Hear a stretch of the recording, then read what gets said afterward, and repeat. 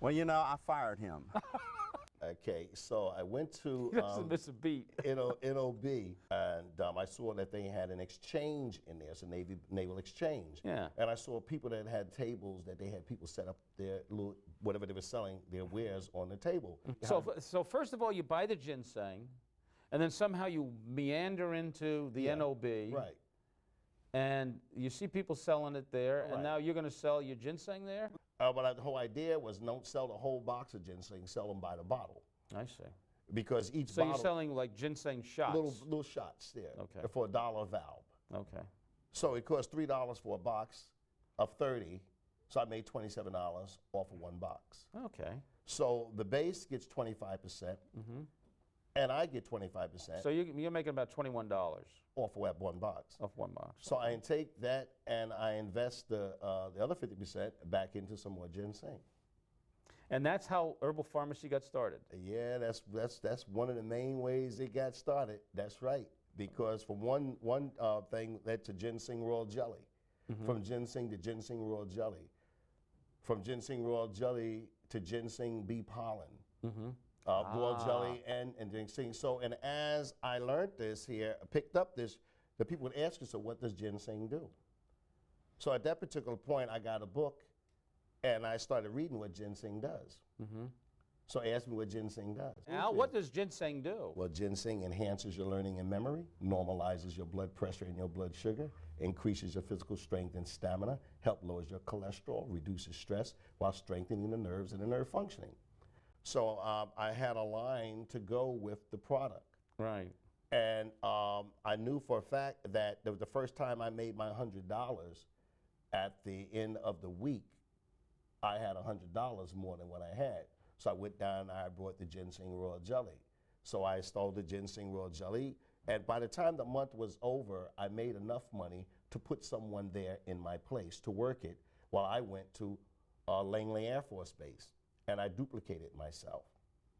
Meantime, the base got 25%, the worker got 25%, I got 25%, and 25% went back into the business to buy more supplies. In the meantime, while I was at Langley Air Force Base, I put somebody else there and duplicated myself. And then I went to Fort Eustis, and then I went to Fort Monroe, and then I went to Scott Center, and then all the little bases. And by that time now, I was aware that money was coming to my pocket. I wasn't just selling ginseng. I was also selling bee pollen, royal jelly. I was also selling the therapy balls that they have, the Benoit balls, therapy balls that they have here, and I learned how to master the balls. So whatever I sold, I learned how to do it and be able to tell you about it. Al, we need to take a little pause here. When we come back, we'll be talking more with Al Lewis, his fascinating story, how Al Doc Lewis went from the streets of Brooklyn and being a junkie, an addict, to being the head of an empire, the herbal pharmacy empire. More straight ahead when we continue. I was suffering from high blood pressure, which I had for a very long time, you know. What were you doing about it? I was going to the doctor, you know, and taking medicine for it and stuff like that, and, you know, trying to keep Was it helping? Not actually, because my blood pressure always stayed kind of high. I was... Even though you were taking the medication? Even though I was taking the medication, I really wasn't doing everything the doctor told me to do either. You know, Right. I still was kind of... Whoever does. You know, eating my fried chicken and Right. everything else, Exactly, you know. right. But then as I was in there, I talked to Al about it. He asked me about it, and he said how long I had it, and I said, oh, about 20 years. He said, well, you had a long time. He said, well, what else you doing for it? And so I told him, and so he introduced me to some the Hawthorne pills, you know. Oh, Hawthorne, yeah. Very powerful. Yeah. Yeah. So then he introduced me to the Heart Miracle. My bottle number when I go to the doctor was always kind of high, in the 90s or close to 100. As I was taking the herbs, it had dropped. Wow. Tremendously. Almost normal. It was in the 80s. Wow. That bottom line. So I said, that's the first time. So, you know, I said, okay, that was pretty good. So, Yeah. so I said, that something's working, you know, because I'm still not changing my diet. Now, when you go back to the doctor, what's he saying about your blood pressure dropping? Yeah, he said, good. Whatever you do, keep doing it. So after having high blood pressure for 20 years, Al introduces you to these various remedies, and bit by bit and piece by piece, you have normal blood pressure? Pretty much. Chinese medicine is a 5,000-year-old tradition of natural healing through the use of herbs and supplements. That ancient tradition is carried on today by herbalists Al and Antoine Lewis at their herbal pharmacies. The Herbal Pharmacy and 5,000 years of healing practice, working in harmony to improve your life and health the natural way. Contact the Herbal Pharmacy and come in to either location for a consultation. Call today and feel better tomorrow.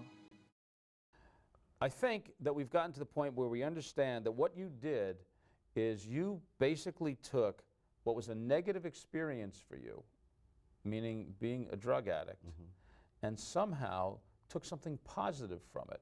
Yeah, Alan, learning how to put it in the right perspective and let it work for you. And that's what I did because I wanted to make change. And change was already there for me. See, God already had a line laid out, but I was too blind to see it. And he had the track made, and once I got on the track, the whole idea was to stay on it and don't get sidetracked. So I didn't allow myself to get sidetracked. So you go from learning about ginseng to learning about ginseng royal jelly, learning about the next herb and the next herb. Was it one by one by one by one by one? By one by one by one by one, and it's still growing. Yeah, amazing. There's more herbs than you can ever think of, and Right. they all work. And all you have to do is understand what it does. I see how you've grown and prospered, and you have the herbal pharmacies. How did you get from being at the NOB to the herbal pharmacy?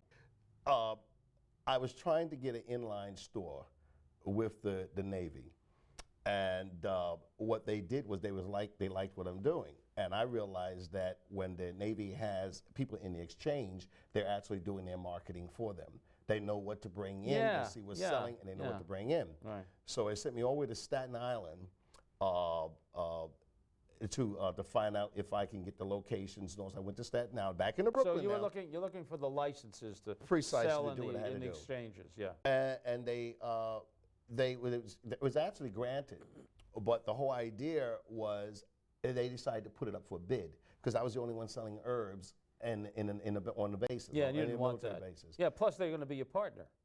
Well, I didn't even think about that. I didn't even know Right. anything about partners. But what happened was GNC stepped in since there was a bid, and they went with GNC because GNC was about ready to do a facing on the building. I didn't have the money to do that type of facing that they wanted. So I ended up at Waterside. So you want to have like a cart that you sell It from was a kiosk. a kiosk A kiosk. at Waterside. At Waterside. Well, actually, before the herbal pharmacy even became in existence, I didn't even know of the name, we had Ultimative Herbs, which was spelled ULTIMATIVE, and the meaning means beyond all and all to follow. Now, that's my own, I was very creative, and I created the word, and I utilize it. You've heard of ultimate, ultimatum, but you've never heard of ultimative. Well, just like herbal pharmacy with an F. Precisely. That's the whole idea. The original. Be yourself because you're creative in your own way. So I stayed there in Waterside. I had a shop. I ended with a kiosk, and from a kiosk, I ended up with an inline store, and then I ended up with a basket shop, and then they moved me around, and I. But had all the time you're learning more about herbs, right? By then I already had a load of Chinese herbs before I even got into fully making my formulas.